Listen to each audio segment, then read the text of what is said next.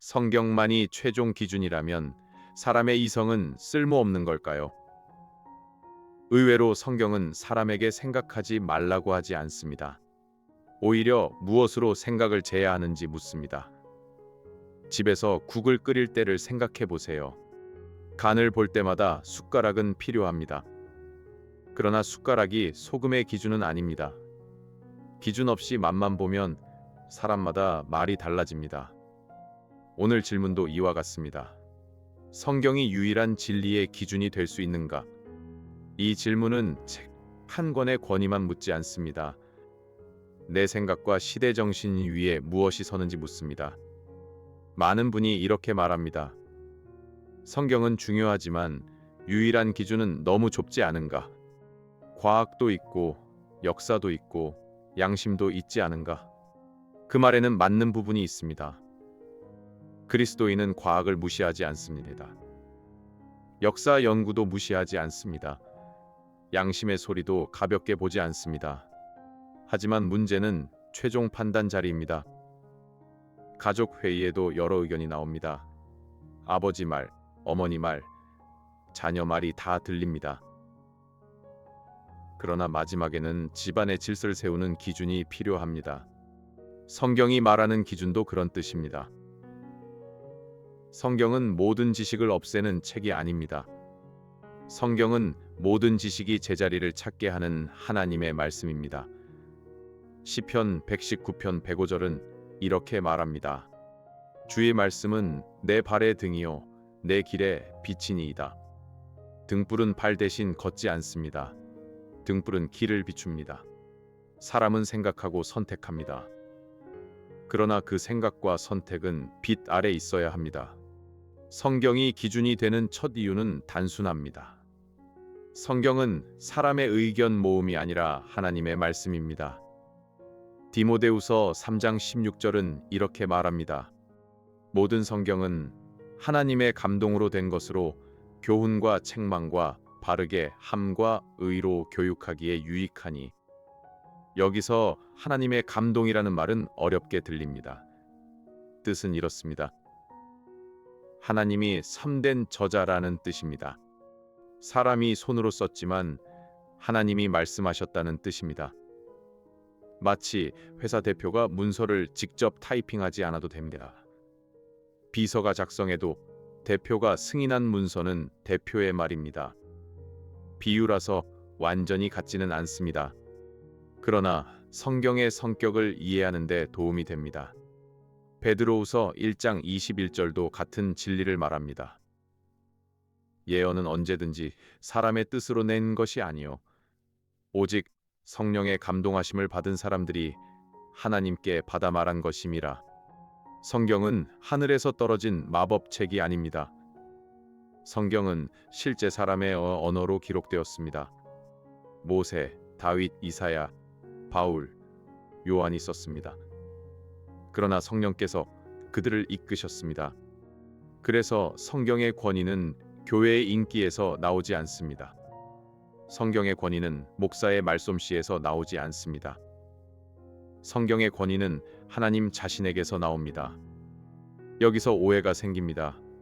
성경이 유일한 기준이면 다른 지식은 다 버리라는 뜻일까요? 아닙니다. 개혁주의 신학은 이런 말을 씁니다. 성경의 충분성. 풀어 말하면 이렇습니다.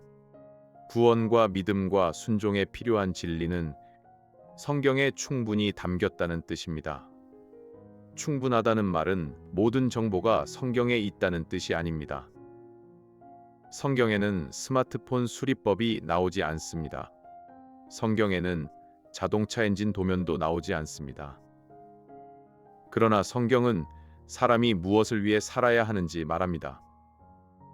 성경은 죄와 구원과 하나님 나라를 밝힙니다. 부엌에 저울이 있다고 생각해 보세요. 저울은 쌀을 대신 씻지 않습니다.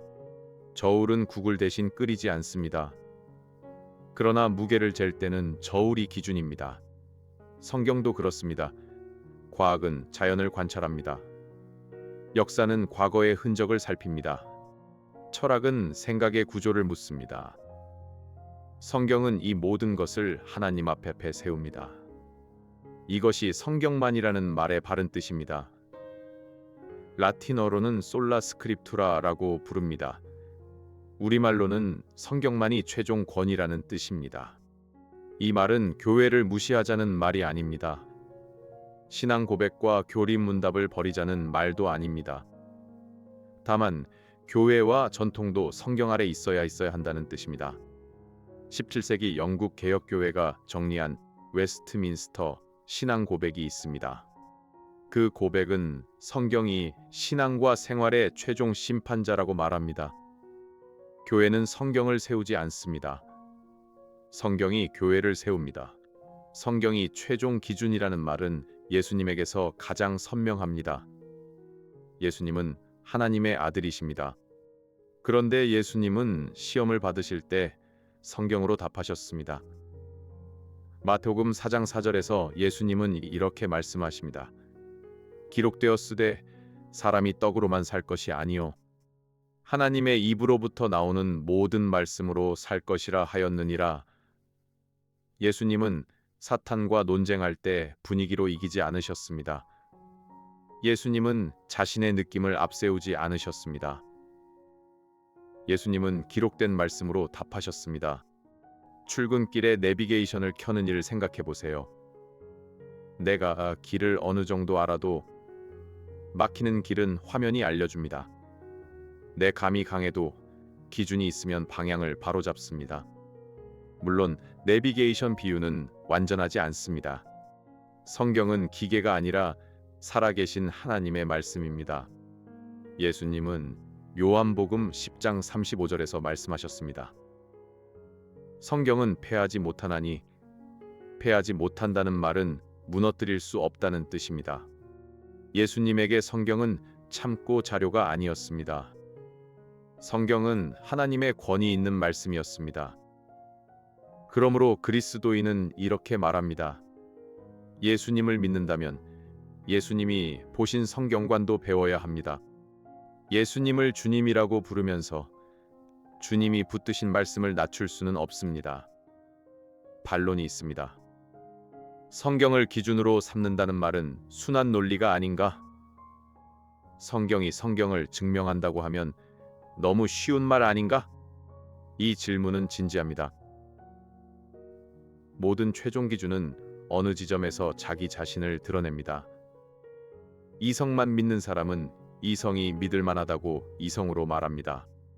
과학만 믿는 사람은 과학의 방법이 옳다고 과학밖의 믿음을 이미 사용합니다.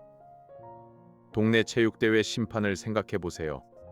모든 판정을 다시 다른 심판에게 넘기면 끝이 없습니다. 마지막 판정자가 있어야 경기가 끝납니다. 성경은 그런 의미에서 최종 기준입니다. 하나님보다 높은 법정은 없습니다. 하나님의 말씀보다 높은 저울도 없습니다. 20세기 미국의 개혁주의 신학자 코넬리우스 반틸이 있습니다. 그는 하나님의 존재와 말씀 없이는 논리와 도덕도 설명하기 어렵다고 말했습니다. 쉽게 말하면 이렇습니다. 성경은 우리가 세상을 보는 안경입니다. 안경의 선명함을 보겠다고 하면 이상합니다. 또 다른 반론도 있습니다. 성경 해석이 서로 다른데 어떻게 유일한 기준이 될 수 있는가? 이 반론도 중요합니다. 사람이 성경을 잘못 읽을 수 있습니다.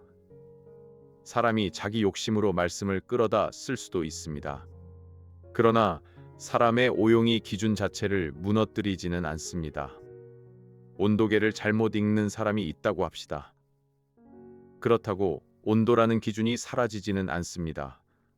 오히려 더 조심해서 읽어야 합니다.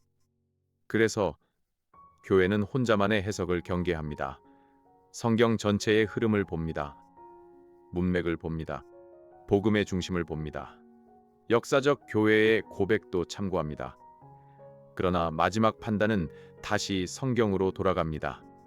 성경이 기준인 이유는 차가운 규칙 때문만이 아닙니다.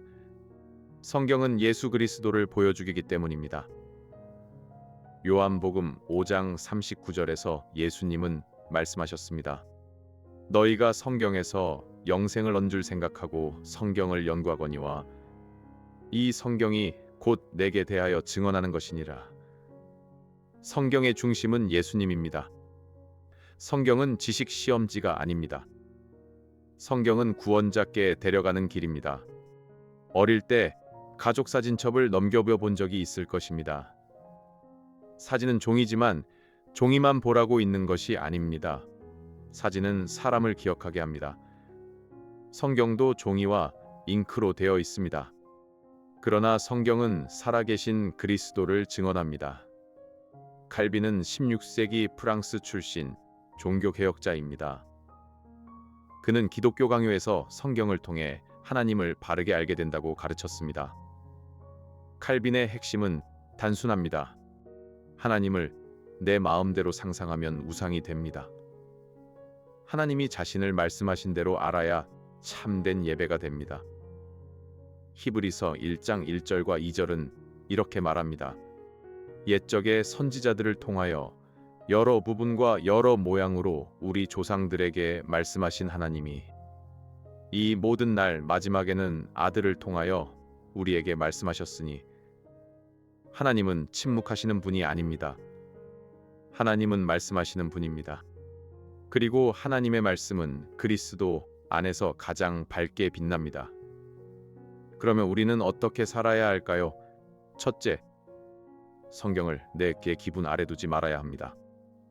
내 마음이 불편하다고 말씀을 지우면 안 됩니다.